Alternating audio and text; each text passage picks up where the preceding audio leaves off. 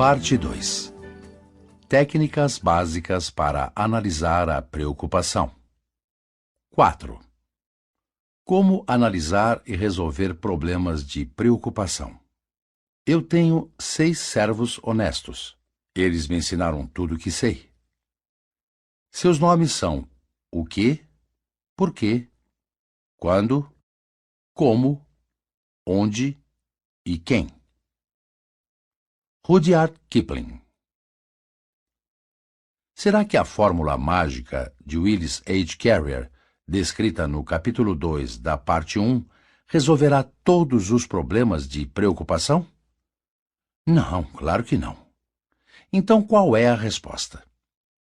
A resposta é que devemos nos equipar para lidarmos com os diferentes tipos de preocupação através da aprendizagem de 3 passos básicos de análise de problemas. Os 3 passos são os seguintes. 1. Obtenha os fatos. 2. Analise os fatos. 3. Chegue a uma decisão e então coloque-a em prática. Isso é óbvio? Sim, Aristóteles ensinou sobre esses passos e os utilizou. E você e eu devemos utilizá-los também se quisermos resolver os problemas que estão nos perturbando e transformando nossos dias e noites em verdadeiro inferno. Tomemos a primeira regra. Obtenha os fatos. Por que é tão importante obter os fatos? Porque, a não ser que tenhamos os fatos, não podemos sequer tentar resolver nosso problema de forma inteligente. Sem os fatos, tudo o que podemos fazer é ficar ansiosos e confusos. Você acha que esta ideia é minha? Não, essa ideia é do falecido Herbert E. Hawks, reitor do Columbia College, Universidade de Colômbia, por 22 anos. Ele ajudou 200.000 alunos a resolverem seus problemas com a preocupação e me disse que a confusão é a principal causa da preocupação. Ele expressou assim: metade das preocupações no mundo são causadas por pessoas tentando tomar decisões antes de terem conhecimento suficiente no qual basear uma decisão. Por exemplo, disse ele, se eu tenho um problema que deve ser resolvido às 3 horas da próxima terça-feira, me recuso a tomar uma decisão sobre ele antes de chegar à próxima terça-feira. Neste meio tempo, eu me concentro em obter todos os fatos relacionados ao problema. Eu não me preocupo. Eu não agonizo sobre o meu problema. Eu não perco o sono. Eu simplesmente me concentro em obter os fatos. E quando a terça-feira chegar, se eu tiver todos os fatos, o problema geralmente se resolverá sozinho. Eu perguntei ao reitor Hawks se isto significava que ele havia acabado totalmente com a preocupação. Sim, disse ele. Eu acho que posso dizer com sinceridade que agora a minha vida está quase totalmente desprovida da preocupação. Eu descobri, continuou, que se um homem dedicar seu tempo a se assegurar dos fatos, de maneira imparcial e objetiva, suas preocupações geralmente irão se evaporar à luz do conhecimento. Permita-me repetir isso. Se um homem dedicar seu tempo a se assegurar dos fatos de maneira imparcial e objetiva, suas preocupações geralmente irão se evaporar à luz do conhecimento. Mas o que a maioria de nós faz? Será que nós nos importamos com os fatos? E Thomas Edison disse com toda a seriedade: não há nenhum expediente para o qual um homem não recorra a fim de evitar o labor do pensar. Se nós nos importamos com os fatos, iremos atrás, como cães farejadores, dos fatos que sustentam o que já pensamos, e ignoraremos todos os outros.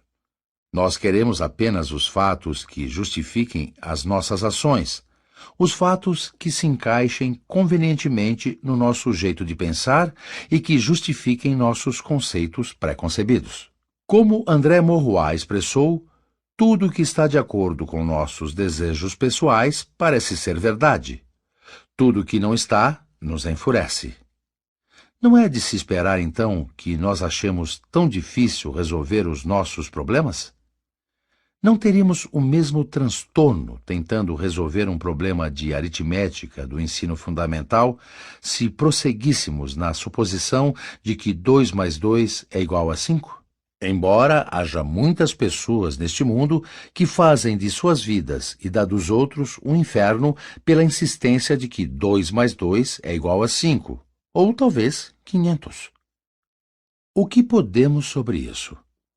Temos que manter nossas emoções longe dos nossos pensamentos. E como expressou o reitor Hawks, devemos nos certificar dos fatos de maneira imparcial e objetiva. Essa tarefa não é fácil quando estamos preocupados. Quando estamos preocupados, nossas emoções estão nas alturas. Porém, aqui estão 2 ideias que achei úteis quando tentava me afastar dos meus problemas a fim de ver os fatos de maneira clara e objetiva. Quando tento obter os fatos, eu finjo que estou coletando informações não para mim mesmo, mas para outra pessoa. Isto me ajuda a enxergar a evidência de forma fria e imparcial e eliminar as minhas emoções. 2. Quando tento juntar os fatos sobre o problema que está me preocupando, às vezes finjo que sou um advogado me preparando para argumentar o outro lado da questão. Em outras palavras, tento obter todos os fatos contra mim mesmo. Todos os fatos que estão prejudicando os meus desejos. Todos os fatos que não gosto de enfrentar. Em seguida, escrevo tanto o meu quanto o outro lado do caso e geralmente descubro que a verdade se encontra em algum lugar entre as 2 extremidades.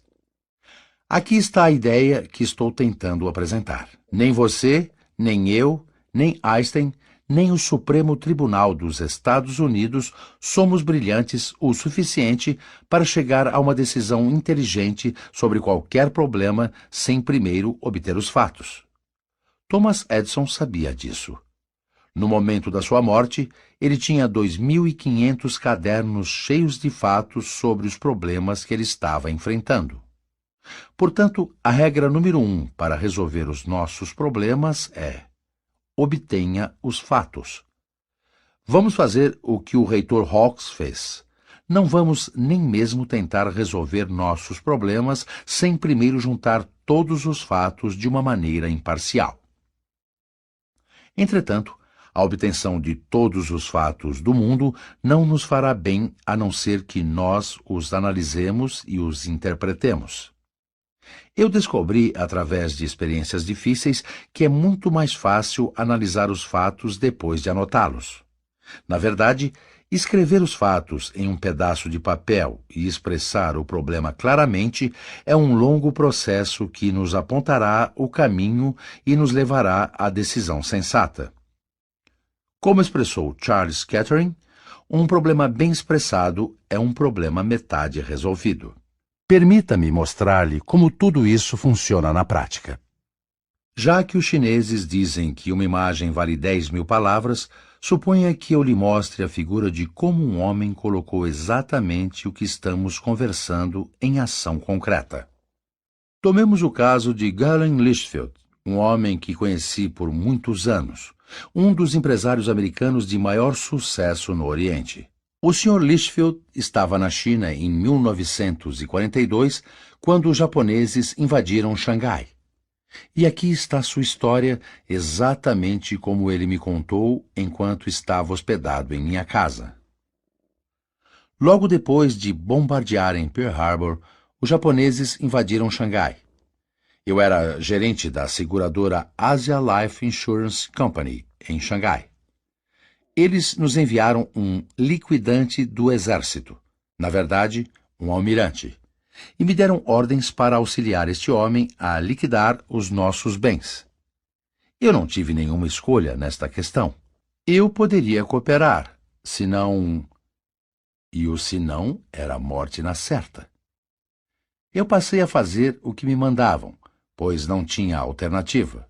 Porém, Havia um bloco de ações no valor de $750 mil que deixei fora da lista que dei ao almirante.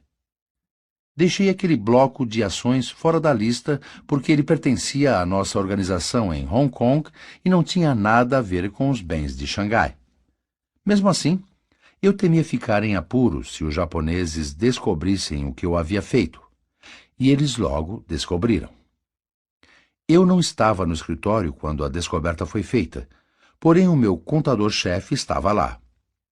Ele me contou que o almirante japonês ficou furioso, sapateou e soltou alguns palavrões e me chamou de ladrão e traidor. Eu tinha afrontado o exército japonês. Eu sabia o que aquilo significava.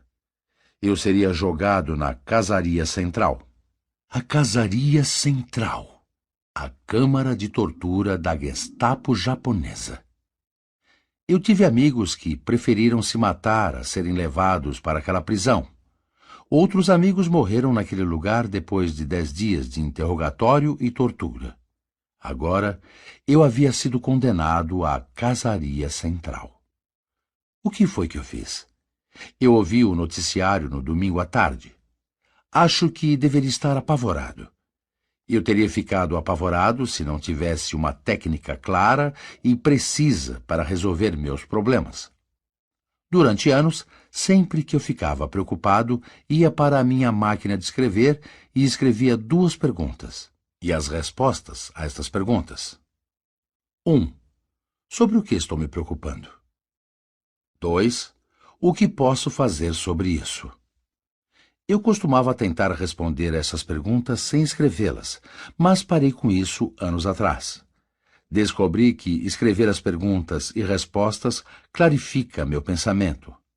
Então, naquele domingo à tarde, fui direto ao meu quarto na YMCA de Xangai e peguei a minha máquina de escrever. Eu escrevi. 1. Sobre o que estou me preocupando? Estou com medo de ser jogado na casaria central amanhã de manhã. Então, eu digitei a segunda pergunta. O que posso fazer sobre isso? Eu passei horas pensando e escrevendo as 4 medidas que poderia tomar, e qual seria a consequência provável de cada ação. 1. Eu posso tentar explicar ao almirante japonês, mas ele não fala inglês. Se eu tentar explicar através de um intérprete, posso provocá-lo novamente. Isso pode significar a morte porque ele é cruel e iria preferir me atirar na casaria central a se incomodar e conversar sobre isso. 2. Eu posso tentar fugir. Impossível. Eles estão de olho em mim o tempo todo. Eu tenho que registrar as entradas e saídas do meu quarto na YMCA. Se tentar fugir, provavelmente serei capturado e morto a tiros. 3.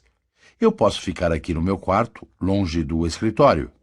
Se fizer isso, o almirante japonês ficará desconfiado e provavelmente enviará soldados para me pegar e me jogar na casaria central sem me dar nenhuma chance de defesa. 4. Eu posso ir ao escritório como de costume na segunda-feira pela manhã. Se eu fizer isso, há uma chance de o almirante japonês estar tão ocupado que não pensará no que fiz.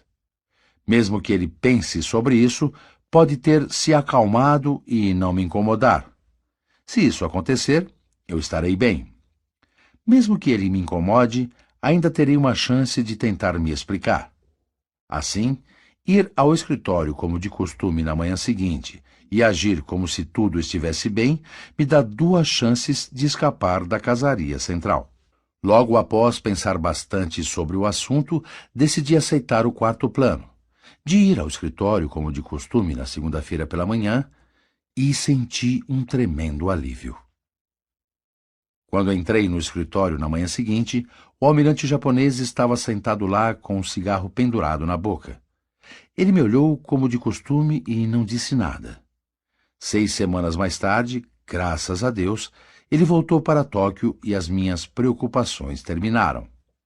Como já falei antes, eu provavelmente salvei a minha vida quando me sentei naquele domingo à tarde e escrevi todos os passos que poderia dar e as suas prováveis consequências, e cheguei calmamente a uma decisão. Se não tivesse feito isso, eu poderia ter tido dificuldades e hesitado e, sem pensar, ter feito a coisa errada. Se não tivesse pensado bastante sobre o meu problema e chegado a uma decisão, eu teria ficado desesperado de preocupação durante todo o domingo à tarde. Não teria dormido aquela noite. Eu teria ido ao escritório na segunda-feira pela manhã com um semblante perturbado e preocupado. E apenas isso poderia ter despertado suspeitas no almirante japonês e o provocado a agir.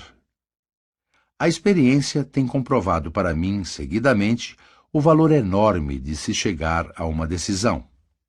É a falha em chegar a um propósito específico, a inabilidade de parar de ficar andando em círculos que leva homens a colapsos nervosos e a uma vida de inferno na Terra. Eu descobri que 50% das minhas preocupações desaparecem uma vez que chego a uma decisão clara e definitiva. E outras 40% geralmente desaparecem uma vez que começo a pôr em prática esta decisão. Assim, eu acabo com aproximadamente 90% das minhas preocupações quando sigo os 4 passos. 1. Escrever precisamente o que está me preocupando. 2. Escrever o que posso fazer sobre isso. 3. Decidir o que fazer. 4. Começar imediatamente a pôr em prática essa decisão. Galen Lichfield tornou-se diretor para o Extremo Oriente da Star, Park and Freeman, Inc., representando grandes interesses financeiros e de seguros, e isto o tornou um dos mais importantes empresários americanos na Ásia. Ele me confessou que devia uma grande parte de seu sucesso a este método de analisar a preocupação e enfrentá-la de frente. Por que o seu método é tão maravilhoso? Porque é eficiente, concreto e vai diretamente ao âmago do problema. Acima de tudo isso, culmina com a terceira regra indispensável: fazer algo sobre isso.